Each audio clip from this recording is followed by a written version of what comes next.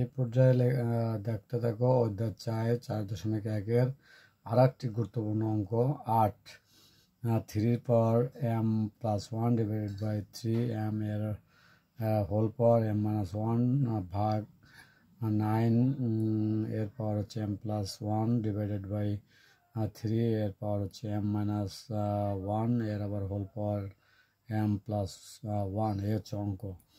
দেখতে থাকো, অঙ্ক যা ছিল তাই নিয়েছি। এ পর্যায়ে দেখো সূচকের সূত্রে ফলো করব। এখানে এই অংশ যা ছিল তাই থেকে গেল ভাগ, এখানে 9কে ভাঙানো হয়েছে 3 পাওয়ার 2 m প্লাস 1 স্কোয়ার করা হলো divided by 3m-1 bracket m plus 1 থাকলো।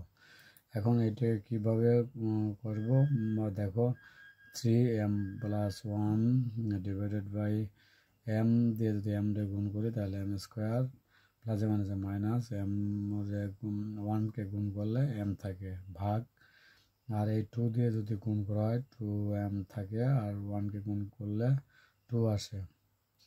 আর নিচে হচ্ছে একসাথে লেখা হয়েছে a minus b into a plus b square minus b square সূত্র, অর্থাৎ m স্কোয়ার মাইনাস 1 এর 3 পাওয়ার উপর যে সূত্রটা চলে আসছে সেটা লেখা হয়েছে। আশা করছি এখানে বুঝতে পেরেছ। এরপর দেখো এখানে যেহেতু ভাগ আকার আছে বেস 3, এখানেও 3, একটা 3 নেওয়া হয়েছে, তখন উপরে পাওয়ার থেকে নিচের পাওয়ার বিয়োগ যায়, সেই সূত্রকে এখানে ফলো করা হয়েছে।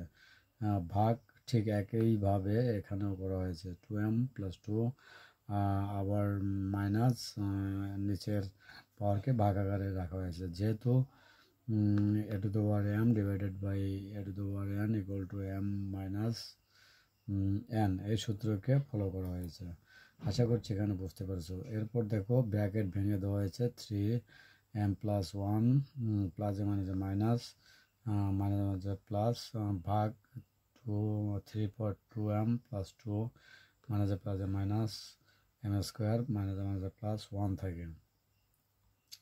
এখন দেখো এখানে কি লেখা হয়েছে, এখানে 2m যোগ করলে 2m প্লাস 1 থেকে গেল মাইনাস m স্কোয়ার থাকলো, আর এখানে হচ্ছে আবার সূত্রের মাইনাসকে এখানে রাখা হয়েছে। দেখো minus 2m plus 3 minus m square এটা রাখা হয়েছে।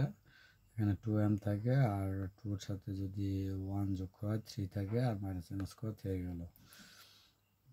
আশা করছি এখানে বুঝতে পেরেছ। এরপর দেখো 2m plus 1 minus m square, আবার মাইনাসে প্লাসে মাইনাস 2m মাইনাসে প্লাসে মাইনাস 3 মাইনাসে মাইনাসে প্লাস m স্কোয়ার।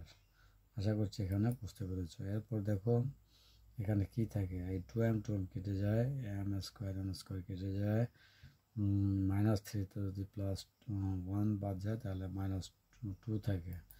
তো এখন এখান থেকে আবার যেহেতু to the power minus 2 1/2 square লেখা যায়, সেই অনুসারে 1/3 স্কোয়ার লেখা হয়েছে। তো এখন এখান থেকে লেখা যায় 1/9, এটা হচ্ছে অ্যান্সার। আশা করছি যে যেখান থেকে দেখছো এই অঙ্কটি খুবই গুরুত্বপূর্ণ, পরীক্ষা আসার মতো।